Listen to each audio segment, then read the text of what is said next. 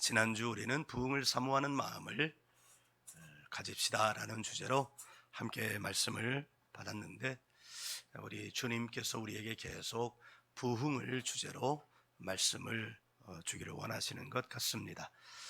20세기에 영향력 있는 철학자 가운데 한 사람이 있습니다. 이분은 사람의 언어를 깊이 연구했습니다. 그는 평생 한 권의 책, 한 편의 논문, 한 편의 서평만을 남겼는데 그 철학이 너무너무 깊었습니다. 그는 평생에 언어에 대한 연구를 했고, 언어와 사람, 언어와 존재에 대한 깊은 숙고를 했습니다. 그리고 언어에 대하여 말들을 남겼는데, 이분이 남긴 말 가운데 한 가지를 소개하고 나누고자 합니다. 그는 이런 말을 남겼습니다. 제가 여러 번 언급을 해드렸는데요, 언어는 존재의 집이다. 언어는 존재의 집이다 라는 말을 남겼습니다. 이 말은 본인이 의도했든 의도하지 않았든 하나님에 대한 깊은 성찰의 결과라고 말할 수 있습니다. 요한복음 1장 1절은 이렇게 말하죠. 태초에 말씀이 계시니라. 이 말씀이 하나님과 함께 계셨으니 이 말씀이 곧 하나님이시니라. 언어는 존재의 집, 이 말씀이 곧 하나님. 그렇다면 내가 하는 말이, 나의 언어가 곧 나라고 말할 수 있지 않겠습니까? 비트겐슈타인이 의도했든 의도하지 않았든 그는 성경에 기록된 하나님에 대한 말씀을 자신의 언어로 표현을 했습니다. 하나님은 영이시라 눈에 보이지 않습니다. 사실은 언어도 보이지 않죠. 언어와 글은 좀 다르죠. 눈으로 보이지 않는 하나님을 눈으로 보이게 하는 순간, 그것은 우상이 됩니다. 이 부분에 대해서는 나중에 또 깊이 한번 나눠볼 수 있는 기회가 올 것입니다. 비트겐슈타인이 남긴 말 가운데는 이런 말도 있습니다. 인간은 말로서만 생각한다. 즉, 언어로 사람은 자신의 생각을 형상화하는 것이죠. 우리가 머릿속에서 맴도는 것을 생각이라고 말하지만, 진정한 생각은 그것이 형상화됐을 때가 생각이 되지 않겠어요? 그러므로 말을 해야 생각이 구체화됩니다. 그래서 언어는 사람을 나타내는 도구입니다. 즉, 내가 하는 말이 내가 되는 거예요. 하나님은 요한복음 1장 1절에서 이 말씀이 곧 하나님이시니라. 창세기는 말씀으로 세상을 지으셨잖아요. 창조주 하나님이 되시는 것입니다. 그렇다면 우리가 평생에 걸쳐서 해야 할 일이 있을 것 같습니다. 신앙인이라면 더더욱 해야 할 일이 있을 것 같아요. 뭘까요? 그것은 나의 언어를 점검을 하는 거예요. 나는 지금 어떤 언어를 사용하고 있어요? 집에서, 일터에서, 교회에서. 오늘 함께 읽은 베드로전서 2장 1절은 바로 그 질문에 대한, 나는 어떤 말을 해야 할 것인가?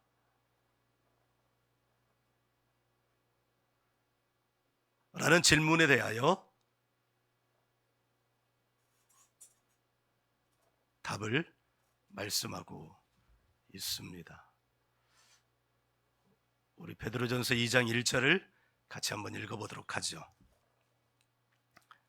함께요. 시작. 그러므로 모든 악독과 모든 기만과 의외식과 시기와 모든 비방하는 말을 버리고. 우리 베드로 사도가 1장을 통해서는 큰 그림을 그려줬어요. 하나님의 영광을 위해서 살아가는 자의 삶. 그런데 그 영광을 위해서 살아가는 사람의 삶이란 기실 무엇으로부터 시작하는가 라는 것이에요. 베드로 사도는 어부잖아요. 직업이 어부였어요. 그런데 그분이 한번 어촌의 어부들을 직접 만나서 대화를 나눠보진 않았는데, 사람은 환경에 따라서 그 언어가 형성이 되는 것 같아요. 평생 예수님을 만나고 나서 평생 그는 뭘 붙들고 살았겠어요? 내가 정말 예수님을 어떻게 하면 잘 따를 수 있을까? 이 말은 믿을 수 있을까? 내가 하나님의 사람으로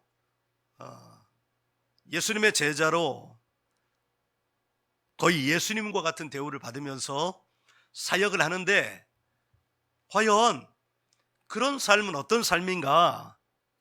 라는 것을 평생 이렇게 자기를 바라보면서 살았을 것이지 않겠어요? 그 결과가 지금 베드로 전서, 베드로 후서예요. 그리고 2장 1절, 2장부터는 이제 구체적으로 그와 같은 삶에 대하여 본인이 얻은 결과, 본인이 내린 결론을 교회들에게 지금 전달하고 있는 거예요. 이 말은 당신들도 이렇게 사세요 라는 말이죠. 그리고 그 첫 번째, 예수 믿는 사람, 하나님 나라의 백성으로 살아가려면 제일 먼저 해야 될 것은 이겁니다. 이런 말을 버리세요. 그리고 이렇게 말해요. 악독, 기만, 외식, 시기, 비방. 그런데 정말 중요한 것은 이와 같은 몸통 언어에 그 앞을 수식하는 언어라고 그랬어요. 그 앞에 어떤 수식어가 붙어 있어요? 모든. 네. 어떤 말을 버려야 되는가 함께 정리해 보죠. 모든 악독의 말을 버려야 합니다. 이 악독이라는 말은 나쁘다라는 뜻이에요. 그러니까 모든 나쁜 말을 버려요.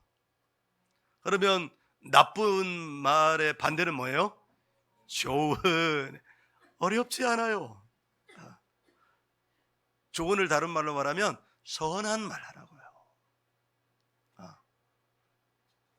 욕 안에 선한 말이 있을까요? 욕 같은 거 하지 말고. 또 그 뒤에 있어요. 모든 기만. 이 기만은 벌써 이 기만이라는 표현 자체가 이 느낌이 안 좋잖아요. 속이는 거예요. 속이는 계략. 모략이라는 말은 다른 말이에요. 모략이라는 구약 성경에 모략이라고 해서 번역이 됐는데 그 모략이라는 말은 원래 모략으로 이게 번역이 되면 안 되는 거예요. 모략도 나쁜 말이에요. 그런데 신천지는 뭐라고 말하냐면 그 모략이라는 말을 하나님의 선하심하고 연결이 돼가지고 하나님이 하나님의 계획을 이루기 위해서 계략을 짜가지고, 그러니까 기만과 같은 것으로 해도 괜찮다. 왜냐면 하나님도 그렇게 하셨으니까. 그런데 그것은 하나님의 방법, 하나님의 계획이라는 말입니다. 신천지가 하는 모든 거짓된 행동을 통해서 거짓말 해가지고 영혼들을 빼앗아 가잖아요. 가장 사단적인 것입니다. 모든 기만, 모든 속이는 것을, 속이는 말을 버려야 돼요. 그러니까 선의의 거짓말은 통할까요? 안 통할까요? 선의의 거짓말은 없습니다. 우리가 모든 외식이라는 말은 위선이라는 말입니다. 이것도 거짓과 관계된 거죠. 그리고 모든 시기는 다른 말로 바꾸지 않아도 알아들으시겠죠? 시기의 말. 그리고 뒤에 모든 비방하는 말, 험담하는 말. 바울 사도는 이것을 수근수근이라고 로마서 1장에서 이야기하셨습니다. 그러니까 베드로 사도가, 우리는 이 말씀들을 읽으면서 베드로 사도를 지금 만나고 있는 거예요. 평생 하나님을 추구하고 예수님을 추구하는 일종의 구도자. 사실은 우리 신앙인으로 산다는 것은 구도자로 산다는 거예요. 내가 어제 하나님 만났다고 해서 오늘 하나님 만나고 살아갈 수 있는 건 아니잖아요. 어제의 하나님은 어제의 하나님이 되고 오늘은 오늘의 하나님을 향하여 또 달려가는 거예요. 그러니까 구도자가 되는 거예요. 그러니까 구도자가 될 때, 저도 목사로서 살아가잖아요. 그런데 어느 날 막 화가 열이 뻗쳐요. 그럼 막 말을 내뱉잖아요. 그럼 할 말 못할 말 다 내뱉어요. 그때는 내가 활활 타오르고 있기 때문에 이게 나를 죽이는 말인지 살리는 말인지 몰라요. 근데 그 불이 꺼지고 난 다음에 좀 차분해지고 식고 나면 그렇게 부끄러울 수가 없어요. 그러니까 우리가 평생 구도자로 살아간다는 것은 그와 같은 상태에서 점점 다른 상태로 변화가 되는 것. 베드로 사도는 그거의 가장 중요한 첫 번째 길이 뭐냐? 말이라는 거예요. 비트겐슈타인 이 철학자도 그걸 깨달은 거예요. 그가 믿는 분인지 안 믿는 분인지는 한번 찾아봐야 될 것 같아요. 오스트리아 태생의 철학자인데요. 모든 악독의 말, 모든 기만의 말, 모든 위선의 말, 모든 시기의 말, 모든 비방하는 말을 버리라고 베드로 사도는 이야기하고 있습니다. 좋아요. 버려요. 그럼 그 다음 대안이 있어야 될 거 아니에요? 비판을 했어요. 그럼 그 대안이 있어야 될 거 아니에요? 그 대안이 바로 2절 말씀이에요. 자, 2절 우리 함께 읽습니다. 시작. 갓난아기들 같이 순전하고 신령한 젖을 사모하라. 이는 그로 말미암아 너희로 구원에 이르도록 자라게 하려 함이라. 아멘.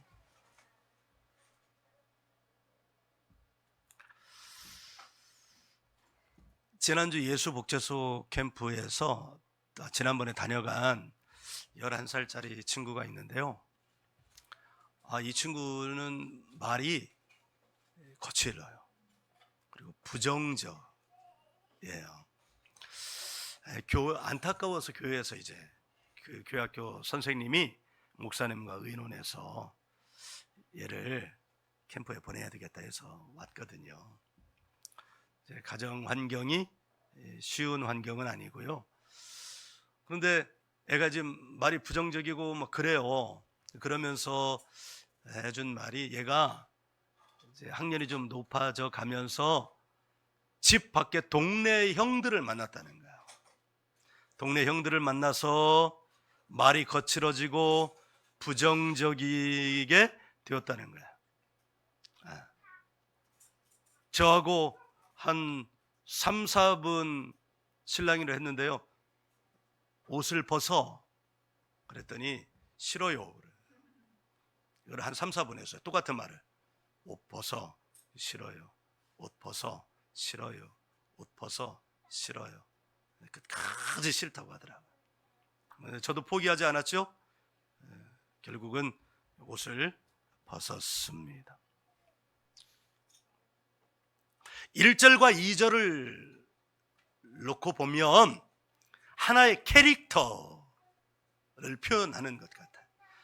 1절의 사람, 악독의 말을 하고 기만과 위선과 시기와 비방하는 말을 하는 사람의 캐릭터가 여러분 그려지지 않습니까? 그죠? 반대로 여기 2절에 보면 갓난아기들 같이 순전한이라는 이 구절을 읽으면 이 구절이 형상하고 있는 그 캐릭터가 보이지 않습니까? 네. 참 감동적인 설교를 하고 그 설교를 듣는 분들에게 위로를 주고, 그래서 성도들이 많이 모이는 설교자들이 다 그런 건 아니지만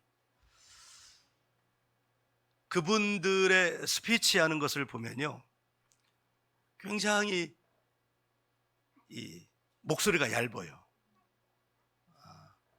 그리고 굉장히 표현이 여성스러워요. 그래서 이 사람의 깊은 곳을 이렇게 쏙쏙쏙쏙 들어가더라고요. 그래서 나도 감동 어린 설교를 하기 위해서는 목소리가 얇아져야 되고 여성적이 돼야 되는구나. 왜 이렇게 진저리들을 치는 거예요? 그런데 저야 태성이 목소리가 굵잖아요. 그리고 나는 여성적으로 하려고 해도 도무지 되지가 않아요. 하나님이 날 이런 캐릭터로 보내주셨어요.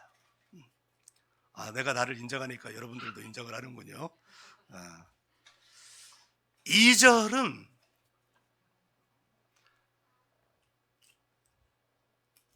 예수님을 믿고 하나님을 만나고 살아가야 되는 사람들이 형성해야 될 캐릭터를 말씀하고 있는 거예요.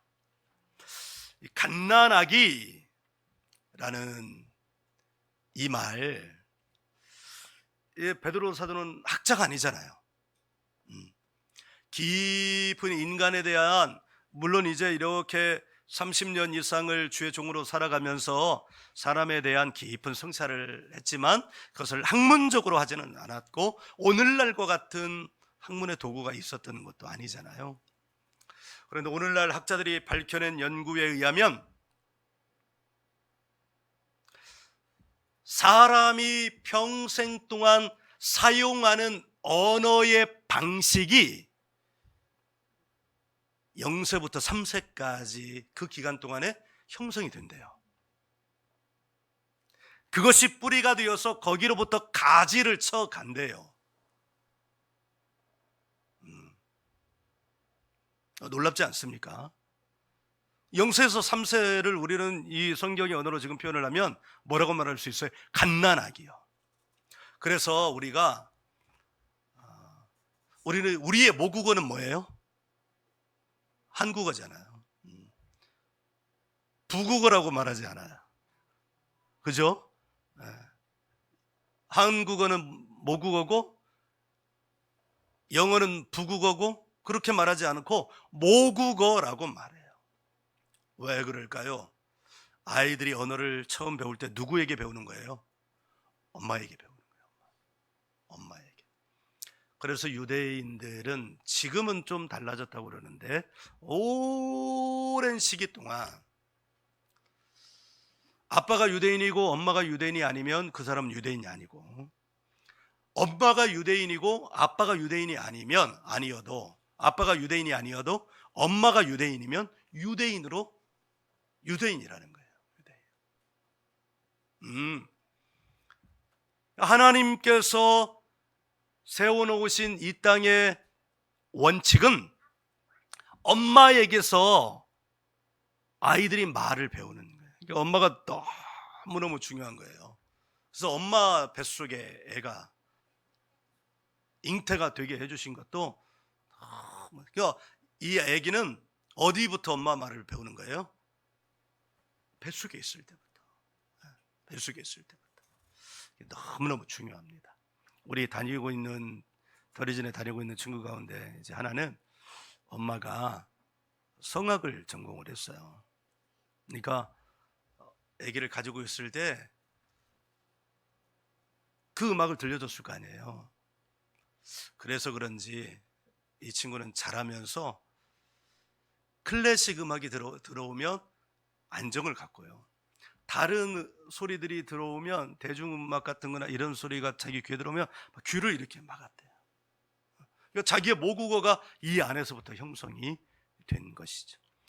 베드로 사도가 하나님을 추구하면서 평생 하나님의 말씀, 예수님의 말씀, 그리고 자기 민족의 전통 안에서 배웠던 그 모든 훈련들을 다 종합하고 나니까 바로 이런 표현이 나오는 게 갓난아기와 같이, 그리고 이 표현 안에는 하나님의 진리가 들어있는 거예요. 아멘.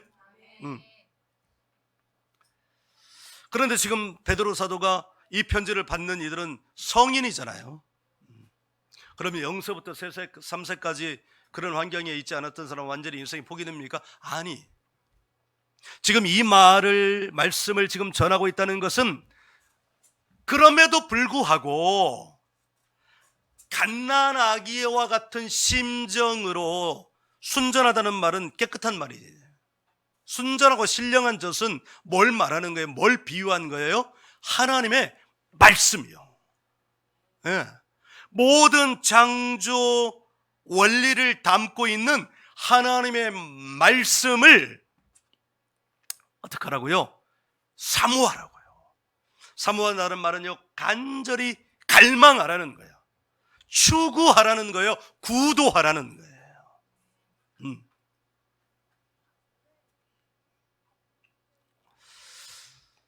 여러분,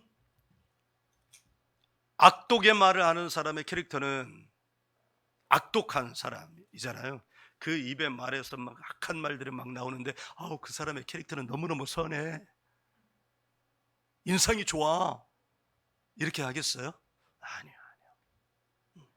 기만은 기만의 캐릭터, 위선은 위선의 캐릭터, 시기는 시기의 캐릭터, 험담은 험담의 캐릭터가 형성되어 있기 때문에 그 사람 안에서 그와 같은 말이 나오는 거죠. 그럼 갓난아기와 같은 캐릭터가 형성이 되면, 네, 여러분, 갓난아기가 악독의 말 하는 거 보셨어요? 응애, 응애,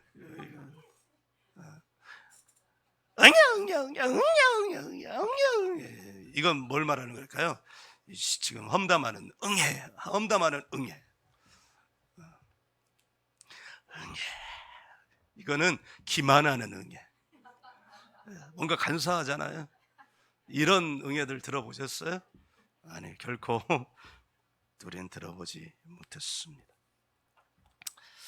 베드로 사도가, 여러분, 하나님을 경외하는 것이 뭐의 근본이라고 그랬어요? 지혜의 근본이라고 그랬어요.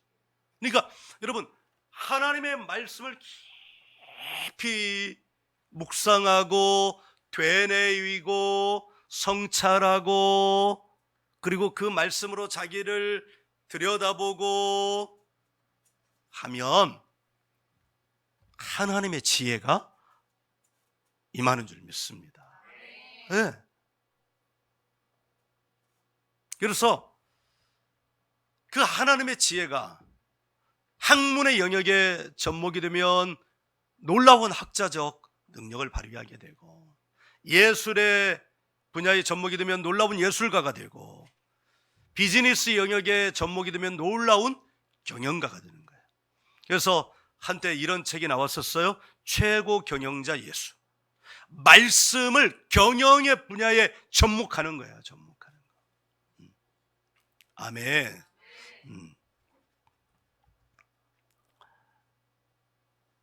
갓난아기들 같이라고 이렇게 표현을 한 것은 이런 뜻이에요.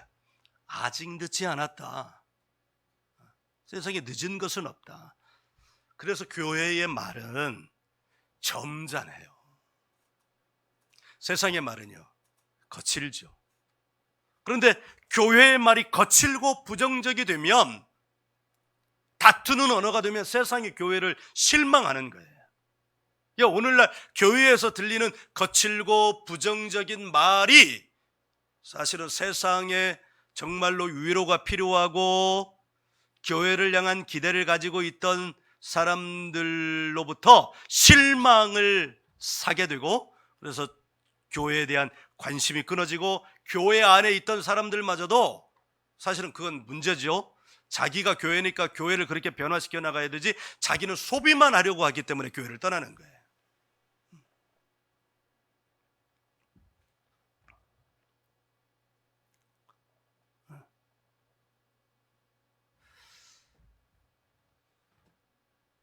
부흥이라는 말은 불어나는 숫자적인 외형적인 것이 아니라, 부흥은 뭐라고 그랬어요? 부흥은 되살리는 것이라고 그랬어요. 말의 어원이 되살아나는 거예요. 그러니까 되살아나면 자라나게 되어 있죠. 베드로 사도가 말하는 거예요. 부흥의 시작은 무엇의 변화로부터? 언어의 변화로부터. 그럼 그 언어의 변화는 어떤 언어로 변화가 되는 거예요? 하나님의 말씀으로부터 변화 시작이 된다는 거예요. 교회는 소그룹이 활성화되어 있습니다. 그 소그룹에서 우리는 세상의 말을 하지 말아야 돼요. 그 소그룹에서 우리가 해야 될 것은 하나님의 말씀을 함께 나누는 거예요. 그러면서 언어가 변화가 되는 거예요. 아주 오래된 얘기인데요. 우리 교회 지금은 이제 이사 가서 교회를 옮겼지만, 그분이 저한테 어느 날 되게 좀 화난 목소리로 그러더라고요. 저 이제 숲 안 할 거예요. 왜요? 숲 안에서 정말 듣지 말아야 될 것을 들었어요. 이제 리더가 있고 수본이었는데 자세히는 이야기 안 하더라고요. 인격적이죠. 자기가 봤지만 말을 옮기지 않는 거예요. 그러니까 보니까, 근데 느낌이라는 게 있잖아요. 그 숲의 안에서 그 숲의 누군가가 그 수본이나 아니면 교회 누군가를 비방하는 말을 했던 것 같아요. 그리고 그 다음부터는 숲에 참석하지 않겠다고 하더라고요. 우리가 우리의 말을 점검해야 합니다. 그리고 그 말이 누구로부터 나와야 되냐면 하나님의 말씀으로부터 나와야 되는 줄 믿습니다. 네, 우리 하준이가 작년인가 또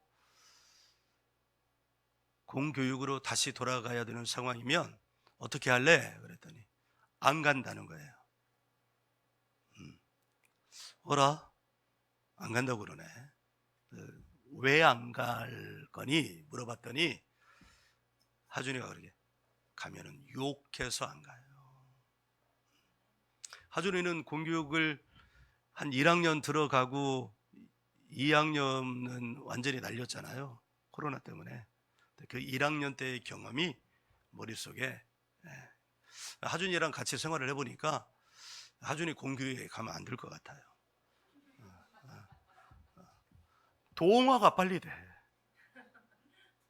훈련을 받아서 들어오는 아이들에게 영향을 끼쳐야 되는데 캠프생에게 영향을 받아가지고 가면 안 될 것 같아.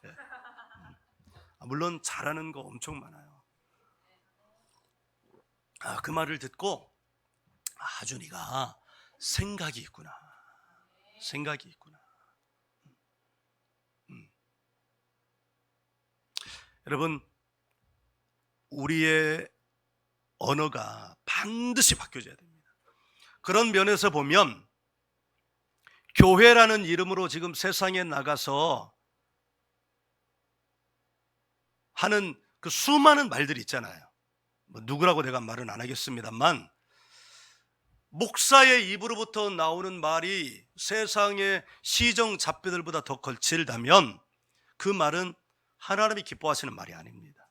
네. 이 새끼 저 새끼 막 하잖아요. 목사의 입이 시궁창이 되면 안 됩니다. 그건 하나님이 기뻐하시는 일이 아닙니다. 아무리 하나님의 이름으로 나간다 할지라도 차라리 목사 호칭을 떼고 교회 이름으로 나가지 않고 그냥 자연인으로 나가서 한다면 오케이. 그러나 목사의 이름으로 교회 이름으로 나가서 악독의 말을 하고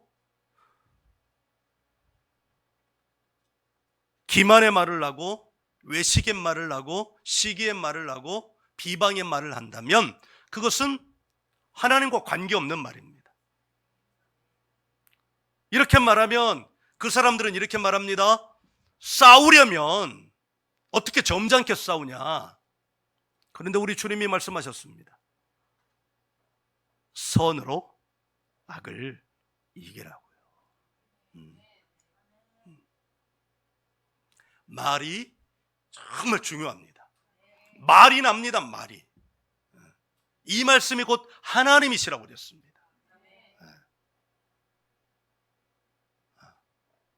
그러니까 우리가 하나님의 말씀을 내 안에 담아서 하나님의 말을 할 때 내 안에 하나님이 계시는 거지. 내 안에 악독의 말, 비방의 말, 시기의 말, 기만의 말, 이런 말들이 내게에서 나온다면 그건 내 안에 하나님이 계시다는 것이 아니라 그 말의 뿌리 누가 있다는 거예요? 사단이 있다는 거예요.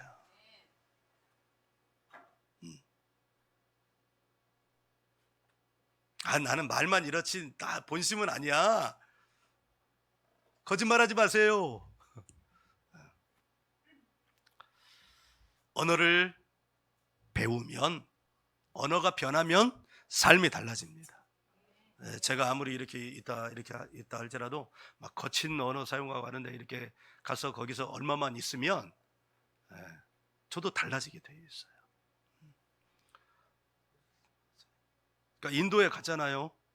인도에 가서 한 몇 개월 살면 인도말 할 수 있을 것 같더라고요. 이게 진리입니다. 이게 진리.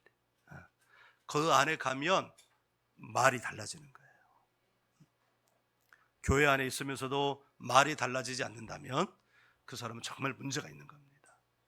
그리고 말이 달라져도 어떤 말로 달라져야 하냐면 말씀이신 하나님의 언어가 달라져야 됩니다. 하나님의 언어가 내 안에 있어야 여러분 하나님의 음성이 들립니다. 내 안에 인도말이 있어야 인도말이 들리잖아요. 내 안에 영어가 있어야 영어 말이 들리죠. 인도말은 한 개도 안 들려요. 영어는 들려요. 알아듣겠더라고요. 그래서 내 안에 영어가 있으니까 알아듣고 말도 하는 거예요. 내 안에 하나님의 언어가 있어야 하나님이 하시는 음성을 들을 수가 있습니다. 네. 하나님의 언어가 없는 상태로 음성을 들었다.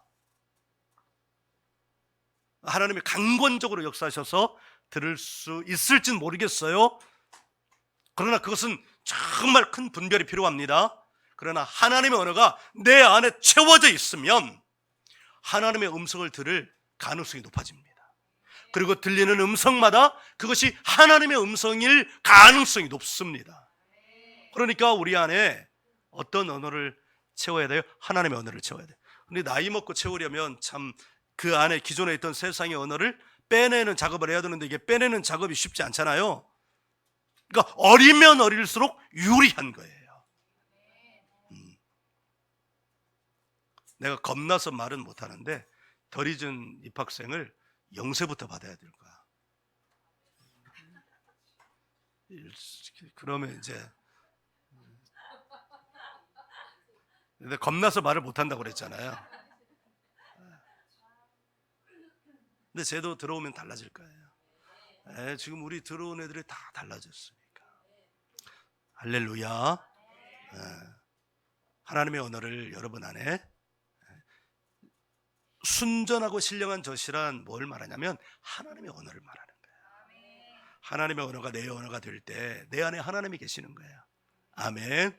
그리고 그 하나님의 언어는 능력의 언어잖아요. 그리고 그 하나님의 언어가 내 언어가 되면 내 언어가 땅에 떨어지지 않아요. 사무엘에게 하나님이 이렇게 말씀.